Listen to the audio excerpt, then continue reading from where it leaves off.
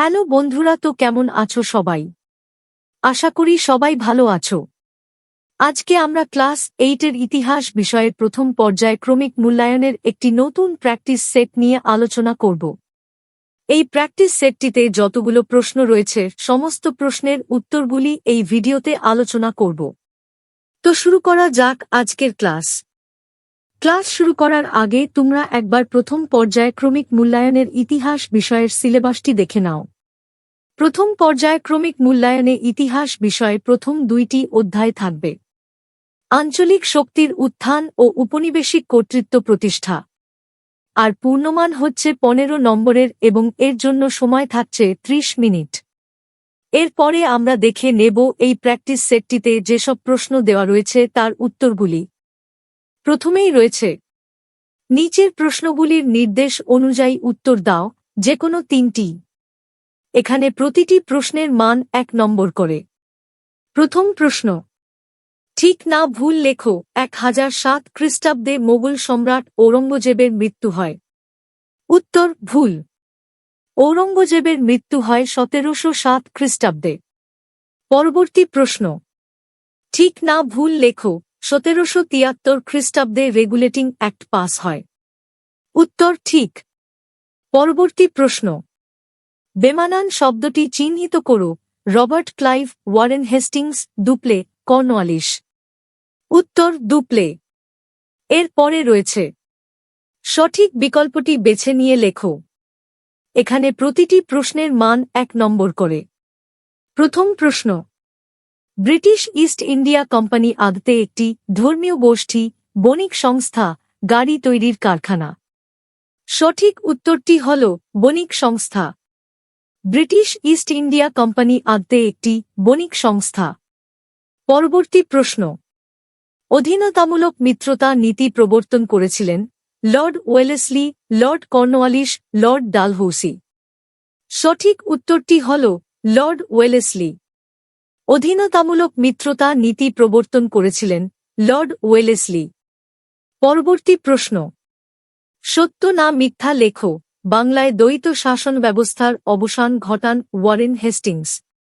উত্তর সত্য। এর পরে রয়েছে, 2-3টি বাক্যে উত্তর দাও, যে কোনো 2টি। এখানে প্রতিটি প্রশ্নের মান 2 নম্বর করে।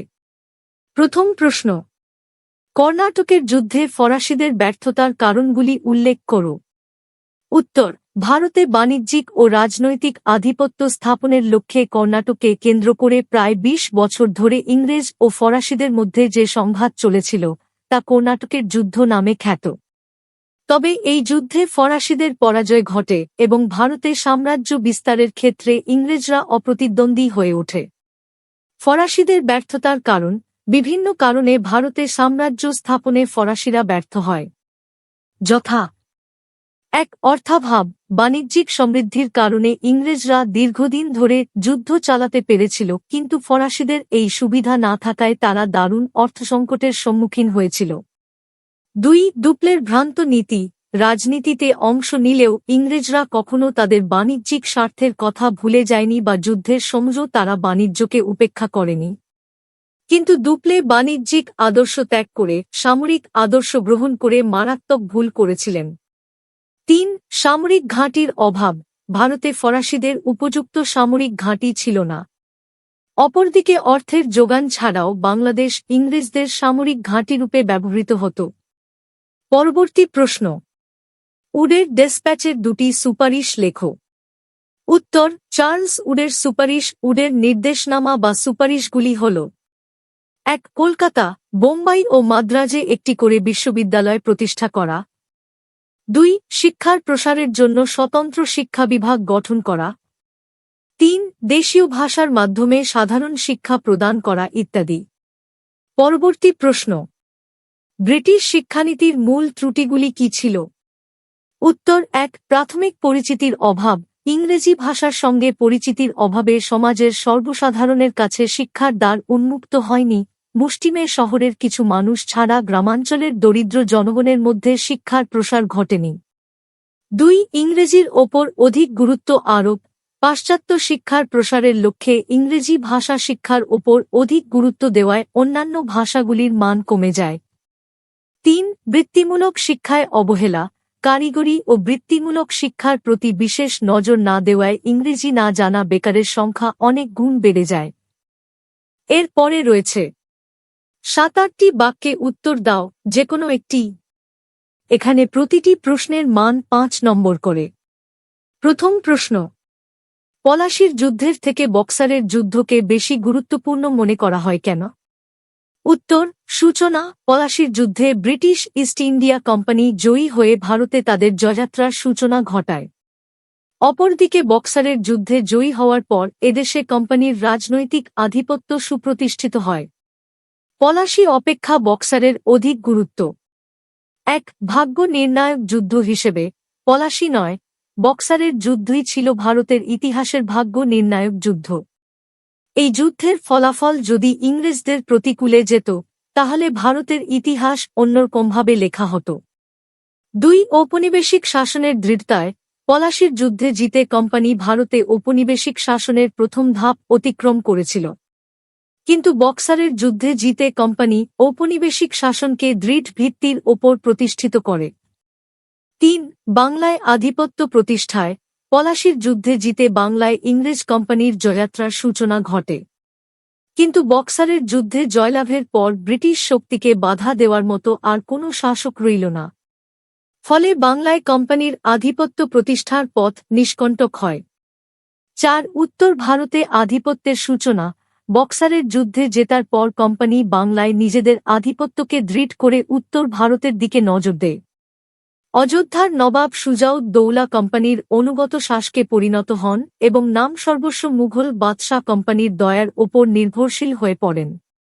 ফলে সমগ্র উত্তর ভারত জুড়ে কোম্পানির আধিপত্যের সূচনা ঘটে। ৫. আর্থিক লুণ্ঠনের সূচনায় পলাশির যুদ্ধে জয়লাভের পর কোম্পানি বাংলার অর্থনীতিকে নিয়ন্ত্রণের চেষ্টা শুরু করে। কিন্তু বক্সারের যুদ্ধে জয়লাভের পর বাংলার বাণিজ্য ও অর্থনীতির ওপর ইস্ট ইন্ডিয়া কোম্পানির একচেটিয়া নিয়ন্ত্রণ প্রতিষ্ঠিত হয়। বাংলায় কোম্পানির অবাধ অর্থনৈতিক লুণ্ঠন শুরু হয়। পরবর্তী প্রশ্ন, অধীনতামূলক মিত্রতা নীতি সম্পর্কে লেখো। উত্তর, পরিচিতি। লর্ড ওয়েলেসলি ব্রিটিশ সাম্রাজ্যের সম্প্রসারণের লক্ষ্যে উদ্যোগী হন। তিনি দেশীয় রাজ্যগুলিকে বিদেশী আক্রমণ থেকে রক্ষার অজুহাতে যে নীতির প্রয়োগ ঘটিয়ে কোম্পানির অধীনতা গ্রহণে বাধ্য করেন, তার নাম অধীনতামূলক মিত্রতা নীতি। ওয়েলেসলি ১৭৯৮ খ্রিস্টাব্দে এই নীতির প্রয়োগ করেন।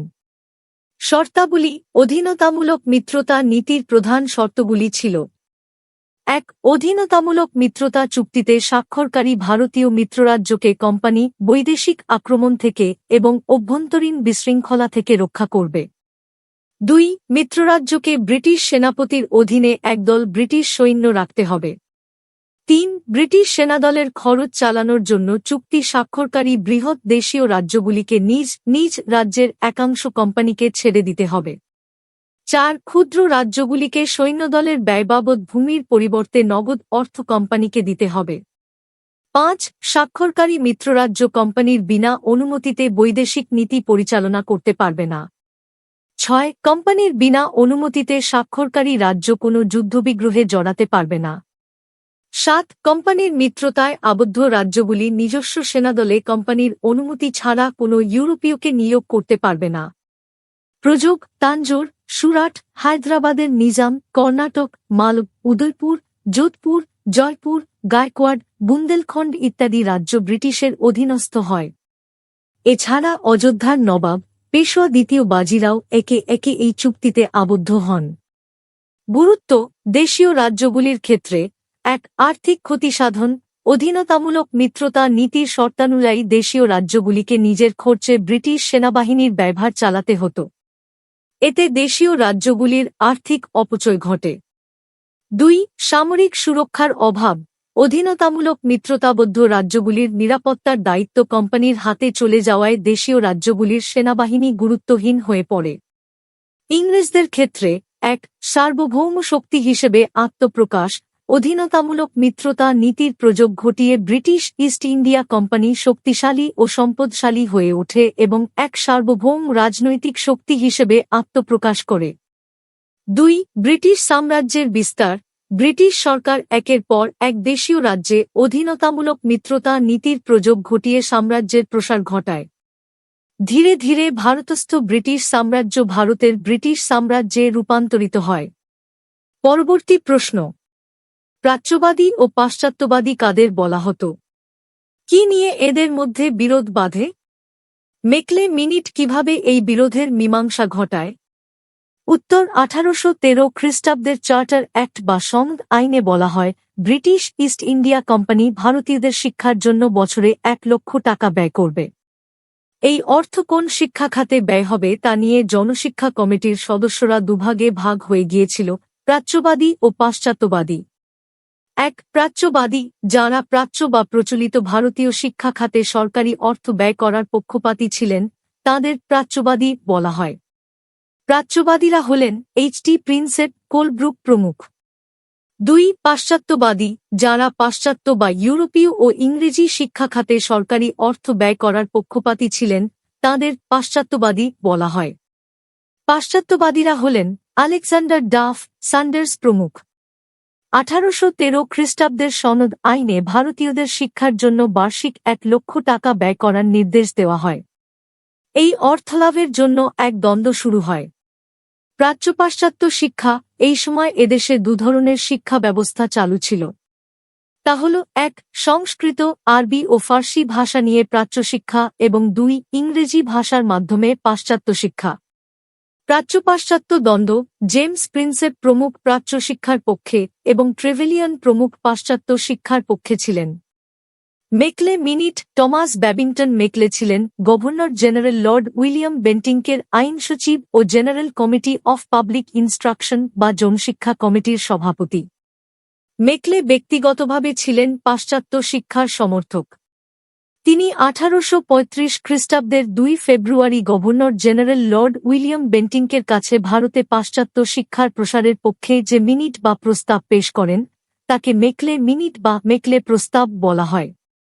তোমাদের মধ্যে অনেকেই প্রশ্ন করো যে, তুমি যে এই প্রশ্নগুলি দাও সেগুলি কি সব স্কুলে কমন পাবো? হ্যাঁ, নিশ্চয় এই প্রশ্নগুলি কমন পাবে। তবে একটি প্র্যাকটিস সেট দেখলে বেশি কমন পাবে না। আমি তোমাদের প্রতিটি বিষয়ে 10টি করে প্র্যাকটিস সেট উত্তর সহ আলোচনা করে দিয়েছি। তাই তোমরা প্রতিটি বিষয়ে 10টি প্র্যাকটিস সেটেই ভালো করে দেখার চেষ্টা করবে। তাহলেই দেখবে পরীক্ষায় তোমরা বেশিরভাগ প্রশ্ন কমন পেয়ে যাবে।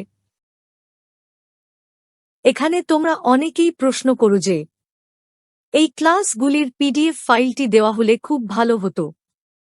আসলে প্রতিটি ক্লাসের পিডিএফ ফাইলটি আমি হোয়াটসঅ্যাপ গ্রুপে দিয়ে দিই। তোমরা হয়তো আমাদের হোয়াটসঅ্যাপ গ্রুপে এখনো যুক্ত হওনি।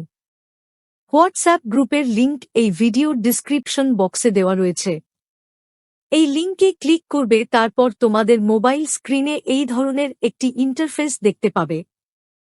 দেখো, এখানে মাহাতো স্টাডি ক্লাস 8 লেখা রয়েছে এবং তার নিচে লেখা রয়েছে ভিউ চ্যানেল। তো ভিউ চ্যানেল এর উপর ক্লিক করবে। তারপর তোমরা অটোমেটিক হোয়াটসঅ্যাপ এর মধ্যে পৌঁছে যাবে। তারপর আমাদের গ্রুপটি দেখতে পাবে। দেখো, উপরের দিকে লেখা রয়েছে মাহাতো স্টাডি ক্লাস 8 এবং তার পাশেই ফলো লেখা রয়েছে, সেখানে ক্লিক করবে, তবেই তোমরা আমাদের হোয়াটসঅ্যাপ গ্রুপে যুক্ত হয়ে যাবে। এরপর স্টেপ বাই স্টেপ আমি দেখিয়ে দিচ্ছি যে কিভাবে তোমরা পিডিএফ ফাইলটি ডাউনলোড করবে। একবার এই প্রসেসটি দেখে নাও, তাহলেই তোমরা সমস্ত পিডিএফ ফাইল ডাউনলোড করতে পারবে। প্রথমেই তোমরা তোমাদের মোবাইলের হোয়াটসঅ্যাপ অ্যাপসটি ওপেন করবে।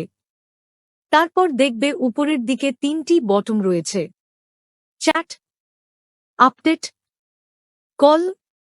তোমরা আপডেট বটন এ ক্লিক করবে। তারপর নিচের দিকে আমাদের গ্রুপটি দেখতে পাবে, সেখানে ক্লিক করবে। তারপর দেখবে পিডিএফ ফাইলগুলির লিংক দেওয়া রয়েছে। সেই লিংকে ক্লিক করবে। ক্লিক করার পর সেখানে নিচের দিকে দেখো ক্লাস 8 লেখা রয়েছে, সেখানে ক্লিক করবে। তারপর যে সাবজেক্টটির পিডিএফ দরকার সেই সাবজেক্টটিতে ক্লিক করবে। আমি তোমাদের ইতিহাসের একটি নোট ডাউনলোড করে দেখিয়ে দিচ্ছি। তো তোমরা হিস্ট্রি বটম এ ক্লিক করবে, তারপর তোমাদের প্রথম, দ্বিতীয়, তৃতীয় পর্যায়ক্রমিক মূল্যায়নের মধ্যে যে পর্যায়ক্রমিক মূল্যায়নের পিডিএফ ফাইল দরকার সেটিতে ক্লিক করবে। তারপর দেখবে 10টি প্র্যাকটিস সেটের পিডিএফ ফাইলের লিংক দেওয়া রয়েছে।